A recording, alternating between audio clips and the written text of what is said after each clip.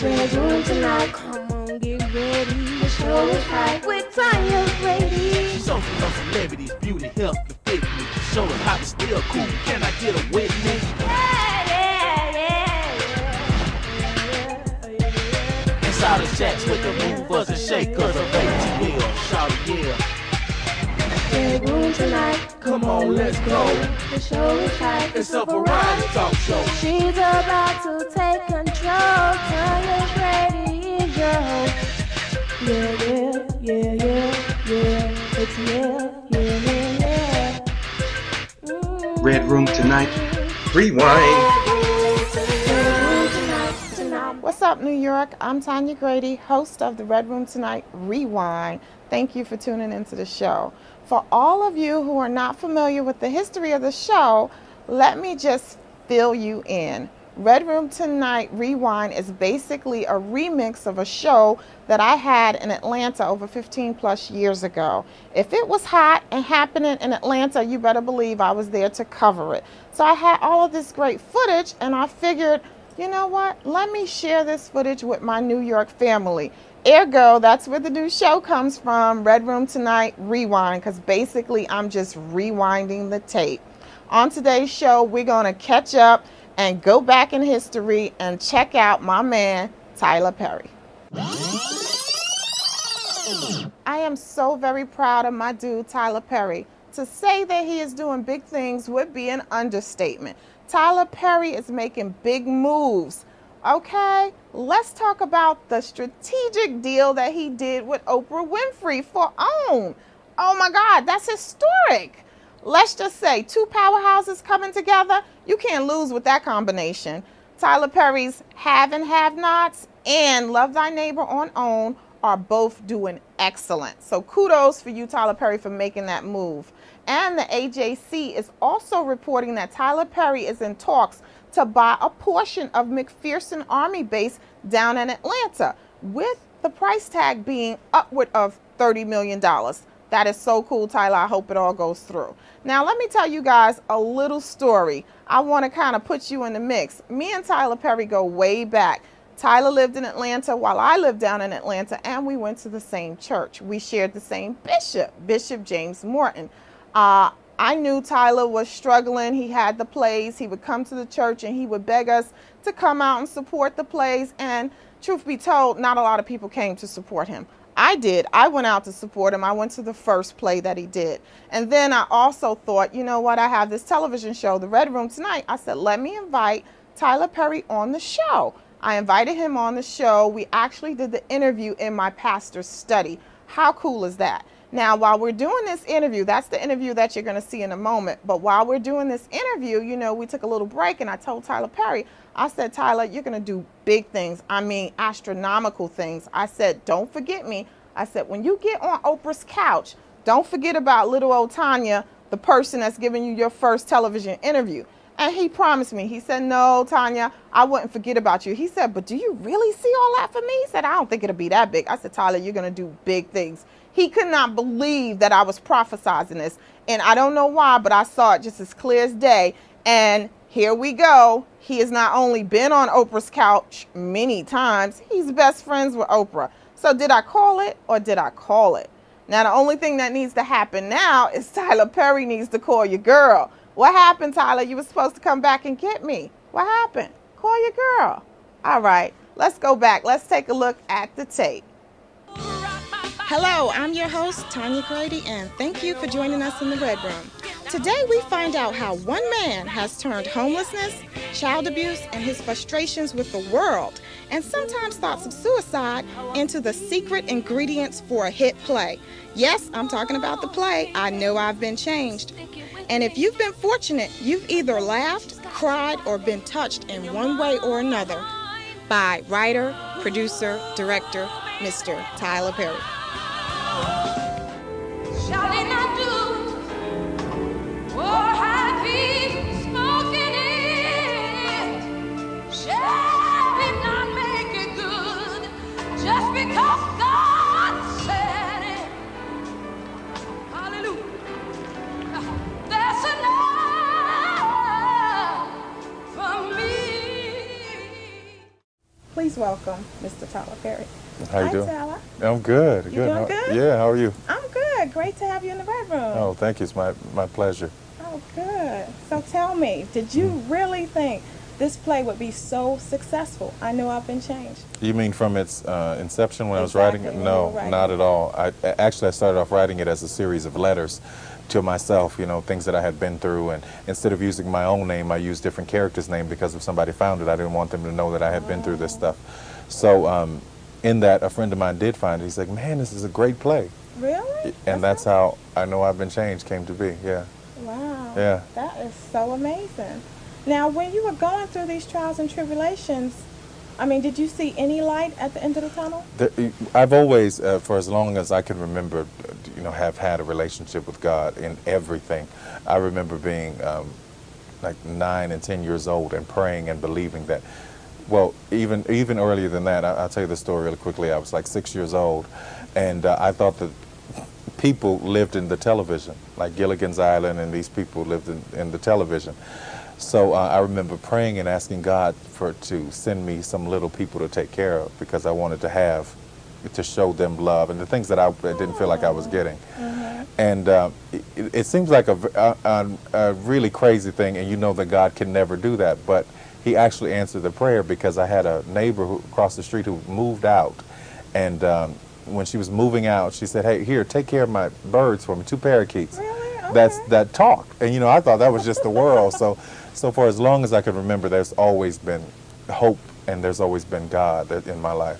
Okay, so let's go back. And how did you end up homeless? How did all of that?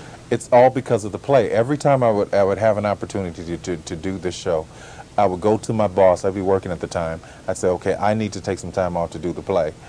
And they would say no. I was like, okay, well, I quit. There wasn't a choice, because when you're being led to do something, no matter what the price, you're going to pay for it, and you'll pay to have it done. So I would go out, do the show, know that God was telling me to do the show.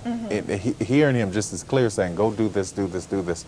And I would do it, not make any money, and have everything I had invested into it: the phone bill, the light bill, the car payment, the rent, and everything. That's how it goes. That's how it goes. Everything into when you have a dream and a vision, and I share that with you, when you have a dream and a vision, you soak everything you have into it. You work really, really hard, especially if you know you're led to do it. The hard part of it, the hardest thing for me was going through it and not hearing from God, because this happened like 5 times. 4 cars repossessed, put out of every apartment I had ever been in. Knowing that God told you to do it, and now you're in this situation, and you're saying, where are you? Exactly. Where are you? Why aren't you saying anything to me? You told me to do this. And he wouldn't say a word to me, and it was the most frustrating thing. Now looking back on it, I know what he was doing. He was proving me to make sure that I could handle it, and that I would never forsake him. Exactly. And that I would totally believe in everything that he's saying and telling me to do. Definitely, because you would have to know it was him when you go from being homeless to now being... It hadn't even been 2 years. I know, that's amazing. Hasn't even been 2 years from being homeless to building a 6-acre estate, totally debt-free. Whoa. It's amazing. It's God is amazing. good. Yeah, God is yeah, good. yeah. Definitely. Wow. And only a God can do that. I know. What man can? No man can do that. Yeah. Oh, man. He is so good. Well, that is so amazing, and I'm happy for you, because you've actually, you know, made your dream come true. Yeah. A lot of people don't get that. You know, you really have to work hard. Not too many people actually see their dreams materialize. That's what I find. If you're willing to put the time in it and the energy, your gift will always make room for you. I don't care how crowded. Because I was really disgusted with this market gospel plays, because it was so saturated with a bunch of foolishness that I think. Still today, I from time to time I'll have time to see a show and be very, very disappointed that there are 1,000 people in their audience who spent $20 or $30 to come in and see this, and they're leaving with nothing. I don't think that's the way it should be. And the market was so saturated, I thought, how am I ever going to get in here, and how am I ever going to make a name with all of this going on? But again, you know, that situation. Wow. And you know what was amazing to me, because I took my mom and my aunt to see the play, and I told you this, but it was a wonderful play, and I left with something, and my mother and my aunt, they both said the same thing. They said, wow, that was a really moving play. And I told him, I said, well, the young man who actually wrote that play goes to my church. Is that, yeah, we're here now. Exactly. Yeah. Look at us now. But Yeah. that's good. But the characters were good, and it was real life stories and real issues. Yeah. And I think that's what people need to hear. Yeah, that's what I always want to do. Whenever I'm doing something, I want it to be real life, real stories, real issues that people can identify with and understand. You know, there are so many things that we go through in life, and we have no mirror to look into, or no other person to kind of tell us which way we need to go. When we look at television, most of the shows that are dramas and deal with anything major are not us. It's not our situations. But to come and see a play and see this with people that you recognize, like the character that I played, Mr. Joe. Everybody knows Mr. Joe from around the way in the neighborhood. You know, everybody has an uncle like that or a cousin. These are people you identify with, so it's your own life being on screen. So it's a wonderful thing. So which character was closest to your life? They all are. They all are. Really? They all are very much, because from Mary's burying her everything into her God, to Sam's confusion about life, to the Mitch beating his wife, just all. I know the rage of. I've never been in those situations, but I know the rage of those people. I know their pains, and they all came out of me. So that's how I understand them so well. Okay, that's good. So tell me some of the stars that are in the play. Well, Ann Nesby, LaShawn Pace toured with us last year. Ann Nesby, Latrice Pace, LaShawn's sister, Quan Howell, and Carl Pertow from The Sounds of Blackness. Ann Nesby's daughter, her name is Jamesia. She had an album out and did something on the Jason's Lyric Project. Yeah, okay. She is bringing the house down every night. And Marie Graham, who is Ann Nesby's sister, who is also from The Sounds of Blackness. So it's just a wonderful cast. We got a great cast now, and the show is bigger and better than ever. New set, new lights, new sound. It's over the top. Okay, I have to see it again. Yeah, I saw it over. It had to be about a year and a half ago. Yeah, and it's leaps and bounds since then. Wow. Yeah. Okay, and where is it now? What city? We will be opening in Philadelphia on the 14th of September, and we'll be there for 2 weeks. And then we're on tour through November. That show, I'm actually leaving the show to go do the new show, which is called I Can Do Bad All By Myself, which stars Kelly Price and the family, Kirk Franklin's family. Okay, now did the name change? Because I thought it was supposed Dear to be God, Dear God. are all men dogs? Okay. Yeah, but you know what I'm finding that I did my homework. yeah, you did, right? With that title, a lot of guys, they're like, man, what you doing? What's up with this title? So they feel like I'm going in that direction when it's not it. It's not that at all. So the title is the longest title in history. The title is Dear God, are all men dogs? And in subtext is I Can Do Bad All By Myself. Okay. But it's not male bashing or anything like that. It really answers the questions. They're not. And there are 2 guys in this show who are really good guys who are just having so much trouble getting women to understand that. Well, I have a problem understanding men myself, and I'm not going to take the interview a different direction. I think you need to see the play. Okay, when is the play coming out? It starts September 28th. We open in Chicago. Oh, okay. Yeah. September 28th. Yeah. Okay, cool. That is so good. I think the women are going to love this show because there's a guy and there's a character, his name is Bobby, who is extremely romantic, and he is everything that I think a woman would want. He's a guy who's had some issues and problems, got real stories behind him, but he's also a very, very loving, caring, sensitive man, and I think they're going to appreciate it. Okay, and are you in this particular play? Yes, I am. I play a 68-year-old woman named Medea. 68-year-old woman. Oh. Yeah, we're doing what Eddie Murphy did in The Nutty Professor. I've got the fat suit made and the latex and everything, so it's going to be interesting. Me being 6'6", it's going to be real interesting. But I think we're going to work it out. Okay, so what role is Kelly Price playing? Kelly Price plays the role of Lizzie, who is the aunt of one of the main characters in the show, and she's having this struggle with her best friend who ended up sleeping with her husband. Okay. So she sings Friend of Mine at the close of the first act, and that's going to bring the house down. Just like Ann Nesby does with I'm Still Wearing Your Name, exactly. Kelly doing Friend of Mine. Yeah, it's powerful. Okay. It's really strong. Is that the little secret, I guess? No, there are several. There are several. I like stories that have different sub-stories within them. So there's several different sub-stories. And there's, just like in I Know I've Been Changed, there's for those of you who saw it, there's the, thing that really that catches you off guard. This one has one of those kind of hooks too that is major. What's going on, man? Look here, check this out. I go by the name of Chris Lover, aka Ludacris. We represent Hot 97.5, as you can see. Check this out. We represent with Tonia, and it's the green room. I think it's the green room. No, man. No, it's the blue room, man. No, it's the red room. Yeah, with that Grady baby herself. The red room. Tonia Grady.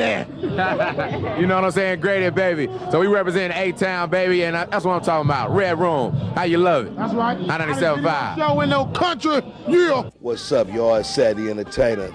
I got you inside the hot spot, inside the red room with my girl Tonia. All right? One of my two sons, they slept in the other one. I left the house as quiet as I could, trying not to wake my 9-year-old, my 4-year-old, so I tipped out real easy. I remember it was real cold outside, so I went back in the house and got my coat and I turned up the gas heater.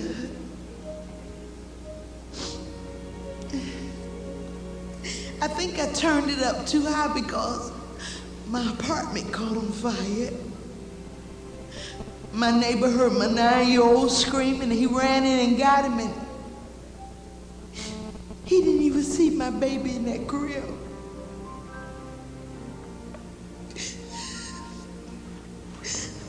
My baby burned to death. And you know the saddest part? I didn't even care. All I wanted was to keep getting high. I had to see that genie in the needle. My neighbor, he came over to where I was and he said, "The police outside and they want to talk to you." Do you know what I asked him, Mr. Joe? I said, "Can you loan me $5? I just need one more hit." I didn't even ask about my children. All I wanted was to keep getting high. I went to jail. The judge said I would be an example. And I sat in that jail and I blamed God and I cursed God when all along it was my fault. I did that. And when I realized it, I started to cry. Not for me, but for my two sons. They deserve so much better than me. And my son that lived is 29 years old. And I don't know where he is. Oh God, I don't even know what it looks like. It's all right, child. It's all right. So you see, Mr. Joe, every time you hear me say praise the Lord, I mean it. And every time you hear me say thank you, Jesus, I mean it. And every time you see me telling somebody about Jesus, it's only because I want them to know the peace that I do. Welcome back to the Red Room. We're talking to writer, producer, director, and actor, Mr. Tyler Perry. So, Tyler, tell me about the new play, The Reverend Mac. The Reverend Mac, it's funny to think about it. I got a phone call from Steve Harvey. He was doing a movie called The Reverend Mac, and he wanted to do the play version of it, so he wanted me to write the play version. And it's something, it's going to be hilarious. He plays this guy who,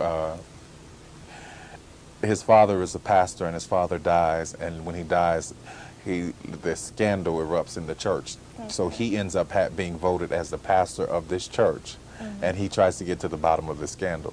But the funny thing is just all of the incredible stuff that he does as pastor. So it's pretty funny. And I was very careful not to do anything to offend the church. And he was extremely particular about not offending anybody. So it's Steve Harvey was particular. Steve Harvey, believe it or not, yes. He has this mouth, and he just speaks his mind. Yeah, you know? yeah. But this show will have none of that. I Okay. mean, we've got some gospel stuff in here. We've got some straight stuff that people will enjoy. It's not going to be that kind of show. Okay, I like Steve Harvey. He's a funny guy. Yeah, he's Definitely a funny very guy. funny. But you know, I mean, I have to go back to this. You go from homeless 2 years ago to Steve Harvey called me up Yeah. and asked me to write. I mean, Again, that's wow. I can't take any credit for it. How can I do it? It's nothing but a God of love and a God of favor.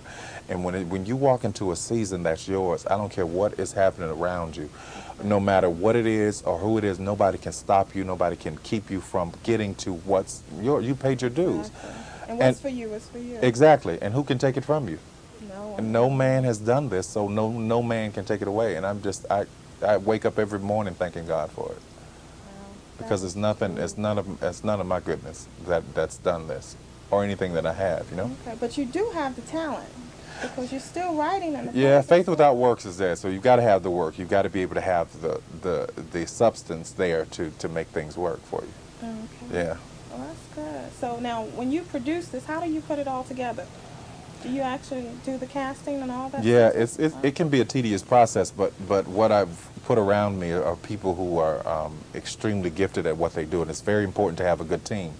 My musical director, his name is Alvin Ross. We write a lot of the songs for the shows together. He puts together the band. That's one headache off of me.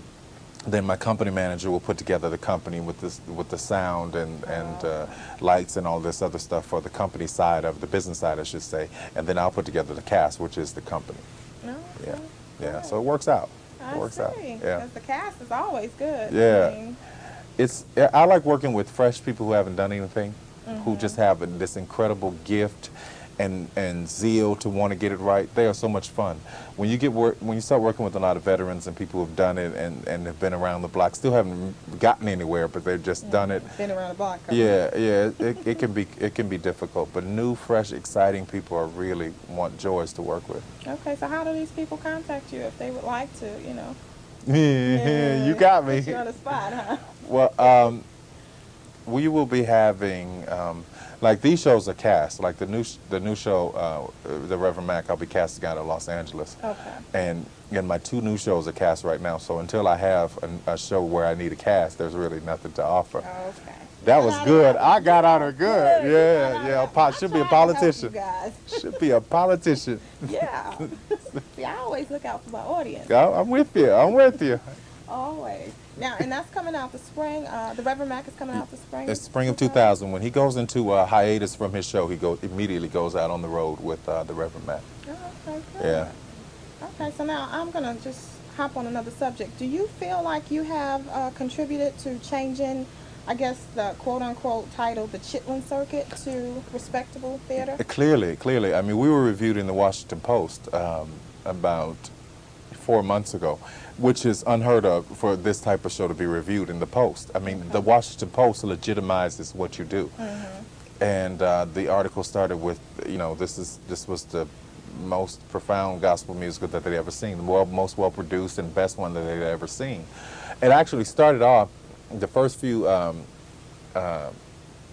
paragraphs started off talking about these types of shows. So I thought they were getting ready to really go off, but then it said, I really like this one, and I was really shocked. Yeah. Again, I will say this to you because I don't want you to think I am just giving you compliments because you're here. I'm not. I think the shows are really, really good. I appreciate it. I really do. The shows. You saw Women That Are Loose? No, I did not see that. I saw the clips of it. Okay. I didn't see the entire play. Okay.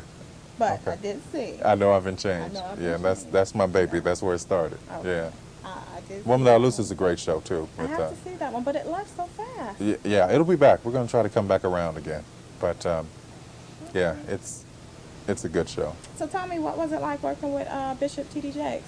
Bishop Jakes is a wonderful man with a wealth of knowledge. He has this incredible business sense. You will forget that he's a bishop if you're ever in his presence and watching him handle his business, because he's shrewd, he's confident, and he's very, very meticulous and on point with how he moves. It's very calculated. He's an incredible business, and I've learned a lot from him. I've learned an awful lot from him, and it's been a great thing. It's been a wonderful thing. Very valuable lessons that I will never forget. Okay. Yeah. Well, on that note, maybe you can possibly leave us some words of wisdom to someone who's out there who may be watching, who is dealing with a certain situation and they don't know exactly how they're going to overcome the situation. They may be homeless, they may be jobless. You know, you just never know. And I just want you to give us some words of wisdom, something that will inspire someone who's going through some hard times. If I can inspire anybody to do anything, I would say there is only one God, only one Christ. There's no power in Buddha, Allah, Muhammad, or anything else.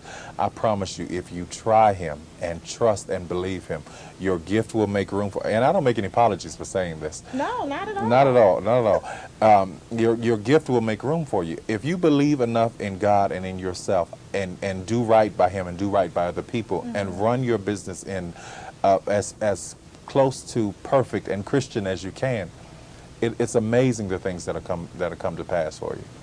Okay, well that's good, because I believe that. I truly believe that. Good. I'm glad, and I'm sure that somebody else will too. Yeah, and hopefully somebody out there. And even if they don't, just try it. I'm telling you. Just try it one time. One I'm time. pretty sure you'll be hooked. Yeah, just like that. That's all it takes. Okay, guys, it was a pleasure talking to Mr. Tyler Perry. Sorry that I have to let him go, but he has to go catch a plane. Yeah. So I'm going to let you go, and I just want to wish you continued success, and God bless you. Thank you so much. I appreciate being here. Thank you so much. Okay, and you guys look out for both plays. Give me the title again, because I don't want to mess it up. I Can Do Bad All By Myself. The Reverend Mac. Reverend Mac. I Know I've Been Changed. I Know I've Been Changed. And Woman Thou Art Loose. And Woman Thou Art Loose. Coming to a city near you. Thanks so much for tuning into the show. Do me a favor, tell a friend. I'm Tonia Grady, and I'm signing off for this episode of the Red Room Tonight Rewind. Mommy too tight, you drive your cool. Got a spell on my set like you know voodoo. Keep A-Town hot like Honolulu. Baby.